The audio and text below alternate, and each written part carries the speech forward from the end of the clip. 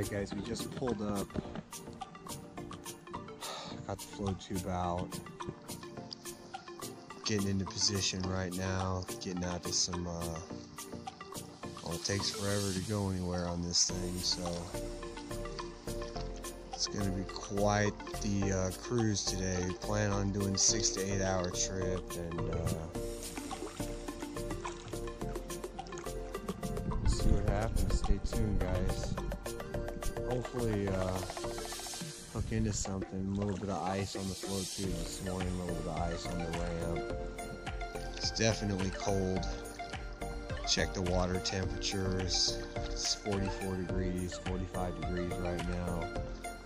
So we'll see what happens, guys. Stay tuned. I mean, we're you know, hoping for the best. It's late December, day after Christmas.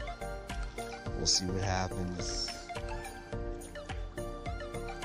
Surprised how many people there were actually here today, right as the sun was rising, launching their boats out. So quite a bit of activity today. Obviously it's Saturday. I mean, oh no, it's not. It's Thursday. So, you know, it's kind of busy for a Thursday. But stay tuned, guys, and hopefully we can catch something.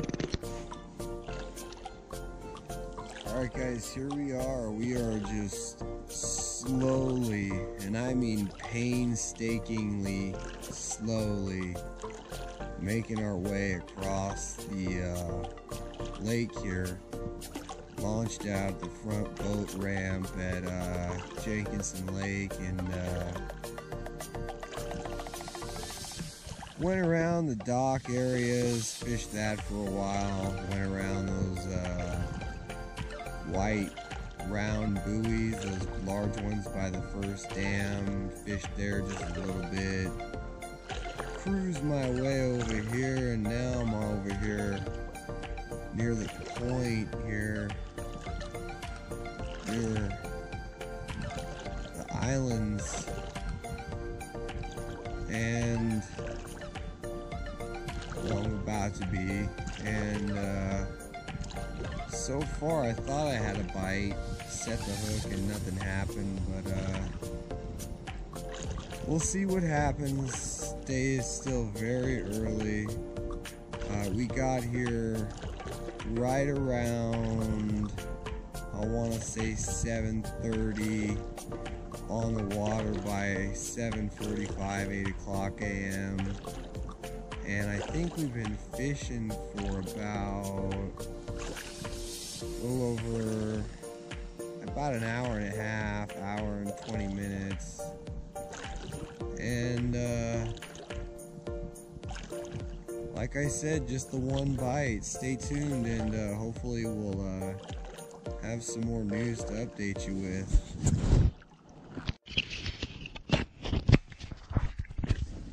Alright guys, so put in about another 35-40 minutes of fishing. Nothing's happened.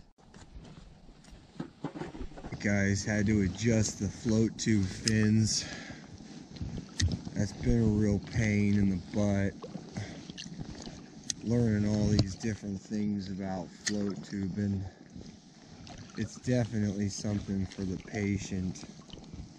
You have to be patient. Right now, I don't know if you can get a good look. We're fishing the islands in the middle of Jenkinson Lake. There's like these two islands or one island, and yeah, they got a lot of pine trees on them. I think they might have a couple oak trees. And you know, right now we're just cruising around this island, and we're probably fishing 20 feet deep right now, 15 feet, 20 feet deep, and we're gonna slowly work around this island at about 15 to 20 feet, and I'm gonna go out to about 25 to 30 feet around it and see what happens. I'm trying to figure out some kind of consistent pattern. What depth are these fish at is really important. What depth are they at, you know? And that's really big. So right now, no consistency, no patterns to speak of. Had the one bite, I think it was a bite. Either that or it was a great bite imitation. And so right now I'm just cruising along these islands, and they got some steep ledges and some it's pretty steep to drop off around these islands, so sometimes these smallmouth will come out, and not in numbers or anything, but quality smallmouth will come around these islands. But this year's been tough, so stay tuned. Hopefully we get something. Here we are, guys. We're still around the island, still fishing around this island, trying to get bit. It's really deep right here where I'm fishing. This is where there's like a little channel that drops off to, I'd say almost 40 feet or so right here, and I'm just fishing right along that channel and hoping that there's somebody home, and if not, that's fine too.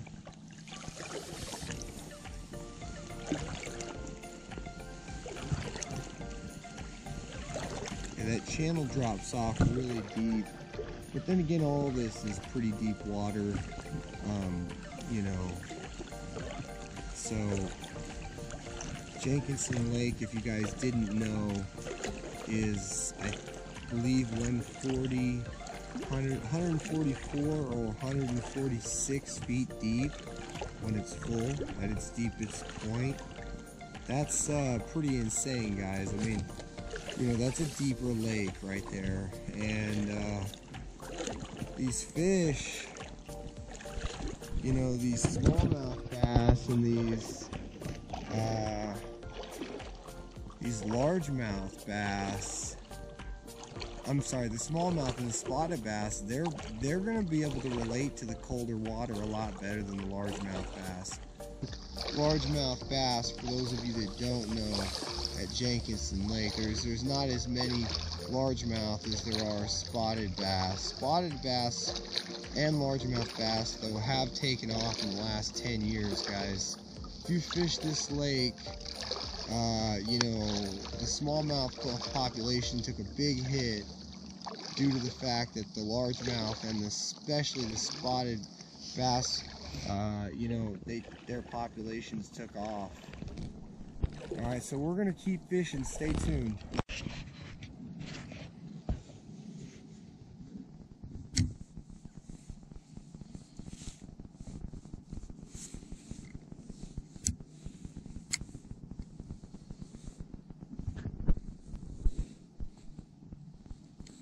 Alright, guys. Fishing approximately 25 to 30 feet deep around the islands. Doing that pass I was telling you about, and right now we're just dead sticking a worm. Right now we got a 6-inch straight tail worm, and the reason I went with a straight tail is I want a real subtle action on the bait, and the reason I went with a 6-inch bait is because, well, to be quite honest, I want to draw these fish from, these fish are very weary, very reluctant to move, so I figured that 6-inch bait might drive them and, you know, make them move a few feet extra to get the bait, but there's no guarantee. But also because, you know, at this time of year, believe it or not, you know, these fish prefer bigger meals in general. they don't eat very much or very often. Alright guys, we're back. Right now we're fishing the submerged island tops. There's like 2 humps that most people know about, and then there's 2 more humps that are a lot smaller, but not a lot of people know about. So these are the 2 main ones. Those are the ones I'm fishing right now. And I'm just gonna slowly work my way around this island top here and work out into some deeper water. Alright guys, the water is very clear. I mean, we've had a couple recent storms,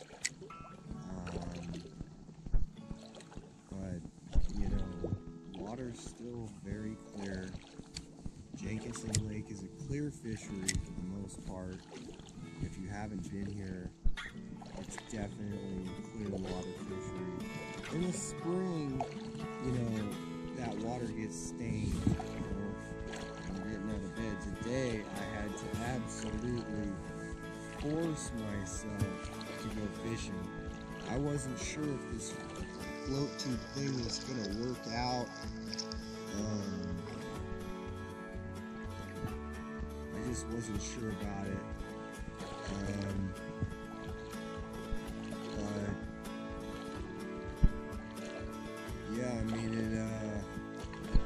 it's definitely a different kind of fishing, but I think it's got its time and its place. I think it helps you access a lot of areas, a lot of water that wouldn't be accessible otherwise, and that's a huge advantage. You know, it's 90% of the bank, I'm sorry, 90% of the lake is water, and maybe 10% on average is bank. So, you know, I've been to lakes where it's like 3%, or it's just crazy.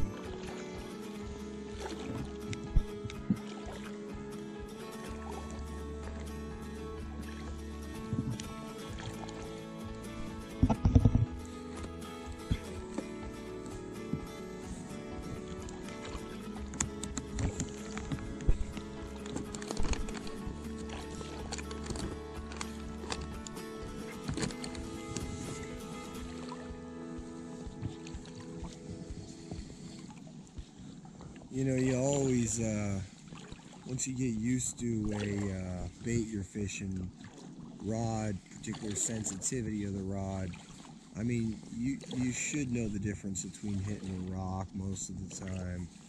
Getting, right now I got weeds on, and I'm in a little bit of a weedy area, you know, but I can tell right away when I'm hooked up in the weeds. And that's when you know you got a pretty good, oh, I got a fish, fish on. That came out of nowhere, guys. Fish on. It's pulling me good, guys. I think it's a bass, the way it's fighting, or it's a trout, whatever it is, it's fighting good. It's a smallmouth. You know what? It's fighting good, pulling me around real nice. Yeah.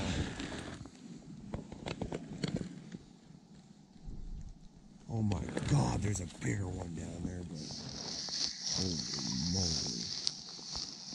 Oh, I'm gonna get this fish in as soon as I can. No!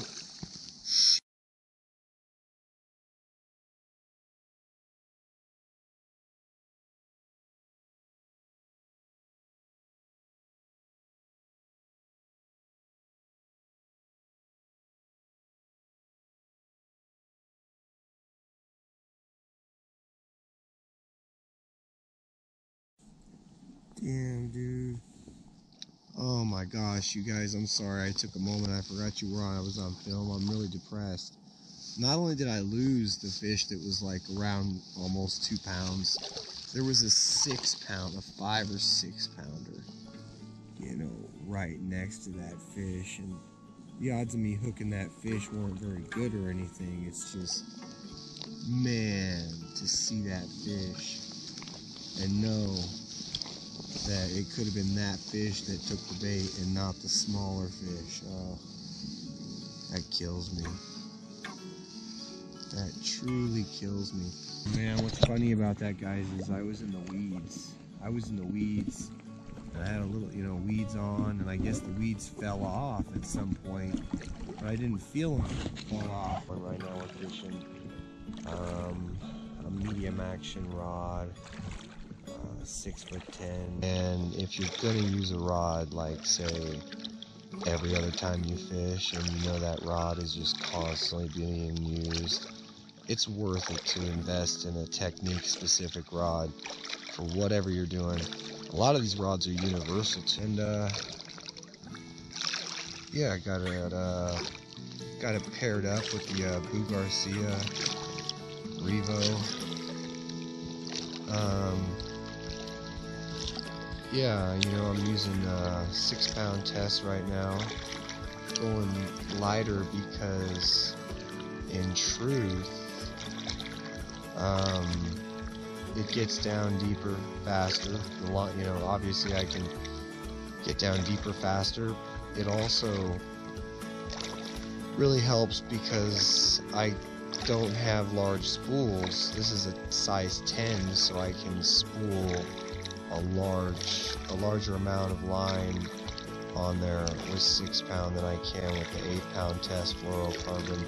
I'm using fluorocarbon line out here. Sometimes I use copolymer, fluorocarbon coated copolymer based, but it's got an invisible coating. You can get it in clear, you can get it in blue, moss green, but this invisible coating, it cracks and it eventually goes bad. So if you buy large spools of that stuff, you're going to be disappointed a lot of times because the line on the, I buy 3,000 yard spools, and a lot of that line towards the last 1,000, 1,200 yards didn't perform probably, as well as that initial first half of that spool. So I hope get something soon, something to put on videos. It's a Mackinaw.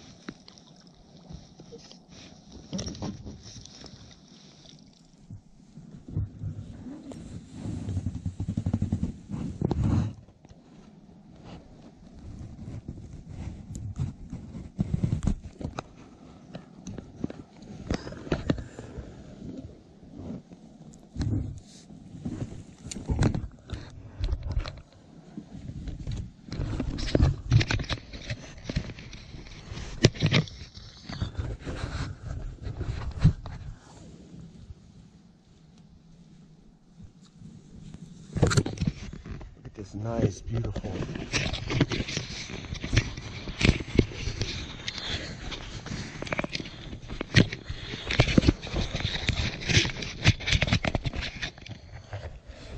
look at this nice, beautiful Mac, guys. I mean, we're out here, I don't know what, 40, 50 feet. Look at that thing, sweet. We're gonna let it go. Look at that thing. It's badass.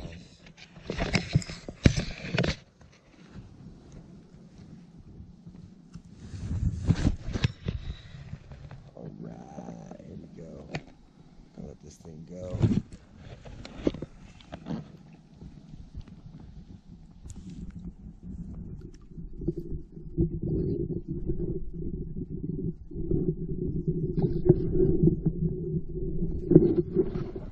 Right, letting them go, but my hands just got wet, so it's freezing water, and that sucks, but it's cool, man. Got the skunk off for today. Missed one, got one smallmouth, one Mackinaw. Pretty cool. Stay tuned. Gonna hopefully catch some more.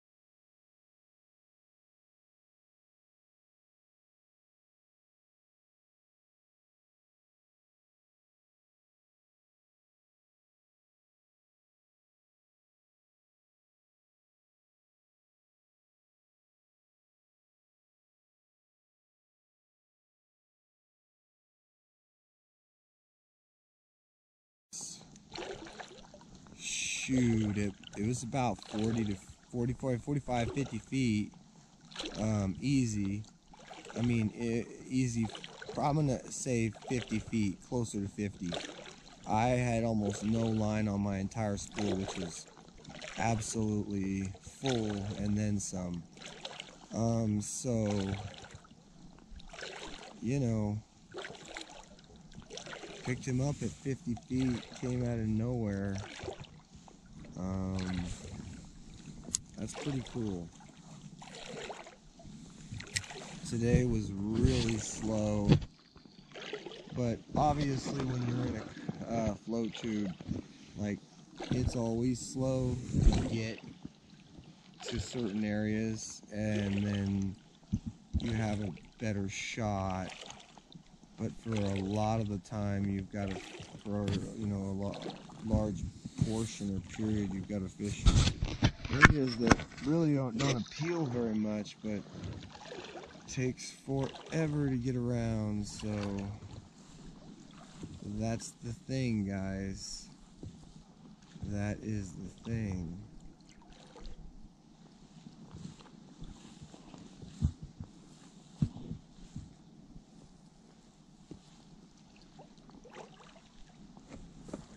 Now what's interesting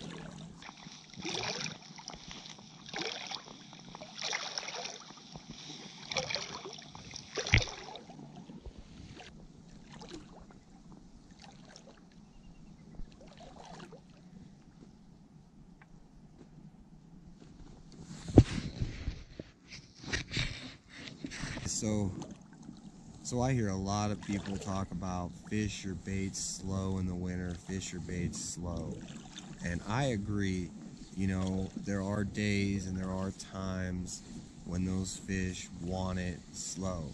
And for the most part, during the winter months, yes, that rule will apply. But there are times where it defies reason. It doesn't make any sense, but you fish these baits fast, and you know, you actually do really well. But then, like I said, that might only be 3 or 5 days out of this winter, and the other 25 to 28 days, they might want it slow. And sometimes it might be slow, sometimes it might be really slow, and sometimes it might be not moving the bait at all. So, you know, it's really tricky. It's beautiful right now. Got this sun coming through, these clouds. It's a beautiful winter day. I mean, if nothing else, it's just a beautiful winter day.